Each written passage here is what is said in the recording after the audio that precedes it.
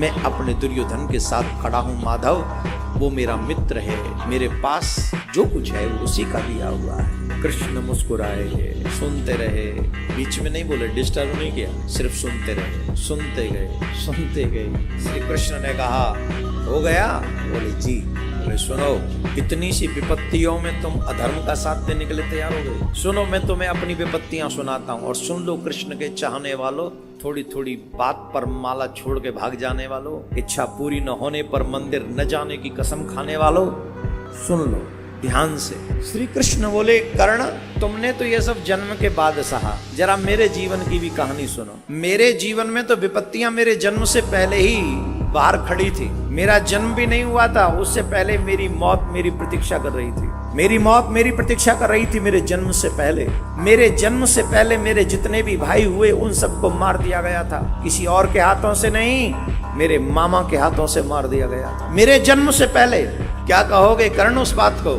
जिस दिन मेरा जन्म हुआ उसी रात को मुझे जन्म देने वाली माँ अपने पिता का त्याग करना पड़ा था। उसी दिन त्याग करना पड़ा मुझे, जिस दिन मेरा जन्म हुआ। थोड़ा सा बड़ा हुआ, मुझे विष पिलाने के लिए पूतना पहुंच गई। आग में जलाने की कोशिश की गई, मुझे आग में जलाने की कोशिश, बार बार अनेकों राक्षसों के द्वारा मुझे मरवाने की कोशिश की गई। तुम्हारा बचपन तो शस्त्र विद्या में सीखा, तुम्हारा बचपन शस्त्र विद्या सीखते हुए निकला, लेकिन मेरा पूरा बचपन गौवे चराते हुए बीता। तुम्हें प्राप्त हुई शस्त्र विद्या, मेरी तो गुरुकुलम की विद्या ही 16 वर्ष की अवस्था में प्रारंभ हुई है। जन्म देने वाली माँ को छोड़ दिया कब? जन्म लेते ही। और फिर 11 वर्ष बाद उस माँ को भी छोड़ना पड़ा जिस माँ ने मुझे पाल पोस के इतना बड़ा किया। अपनी प्यारी गोपियों को छोड़ के आना पड़ा, अपने प्यारे ग्वाल बालों को छोड़ के आना पड़ा, अपने मैया बाबा को छोड़ के आना पड़ा।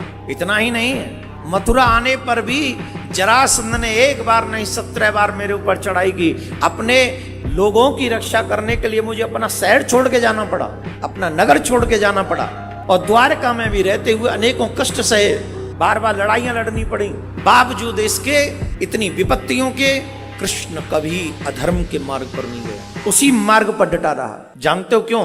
कितनी भी कठिन परिस्थितियां क्यों ना हो, कोई भी कठिन परिस्थिति तुम्हें अधर्म के मार्ग पर जाने के लिए परमिशन नहीं देती, आज्ञा नहीं देती है, कदापि नहीं देती। अगर मार्ग में सिर्फ कांटे ही कांटे हों, माना मार्ग में कांटे ही कांटे हैं, लेकिन मार्ग छोड़ के भागने से तो बढ़िया है अपना हर एक कदम सोच समझ के रखो कि तुम्हें अगला कदम कहां सुरक्षा प्रदान कर सकता है। एक एक कदम स्टेप बाय स्टेप रखो। किसी भी स्थिति में, कोई भी कठिन परिस्थिति तुम्हें अधर्म के मार्ग पर चलने की आज्ञा नहीं देती, बिल्कुल भी नहीं देती। और जो ऐसा मानते हैं उन्हें कठिन परिस्थितियों का माना रास्ता कांटों से भरा है, पर अगला कदम तुम सोच के रखो, ये थोड़ी ना मना है। चुनौतियां, दुख, मुसीबत, परेशानियों से घबराकर जो व्यक्ति कुमार्ग पर चला जाता है वो एक जन्म नहीं अनेकों जन्मों को बर्बाद कर लेता है। मनुष्य जीवन ही ऐसा है जिसमें हर एक कष्ट को सहते हुए भी जो धर्म के मार्ग पर चलता रहता है वही मेरे गोविंद को प्राप्त कर पाता है। अब बताइए समझाने वाले कौन? श्री कृष्ण। दुर्योधन की तो बात छोड़ो, कर्ण भी समझा गया।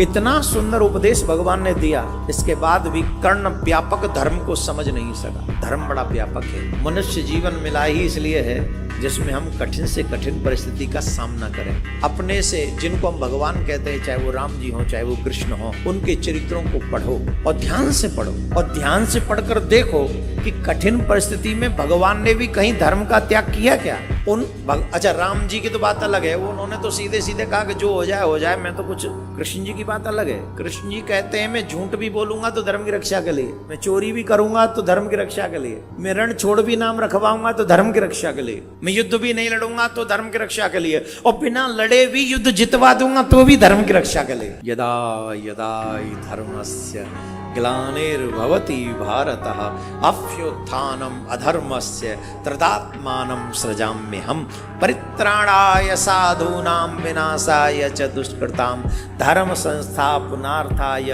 संभवामि युगे। युग युगांतर तक मैं आता हूं, इसलिए सिर्फ धर्म की रक्षा। कर्ण बनने की कोशिश मत करो, बनना हो तो कृष्ण का अर्जुन बनने की कोशिश करना। कर्ण में और अर्जुन में अंतर है। बलवान तो कर्ण भी बहुत है, और मैं अगर ये अतिशयोक्ति नहीं होगी, क्षमा करे भगवान, शायद अर्जुन से ज्यादा कर्ण बलवान है, परंतु एक कमी है, निज स्वार्थ की खातिर वो अधर्म के साथ खड़ा हो गया।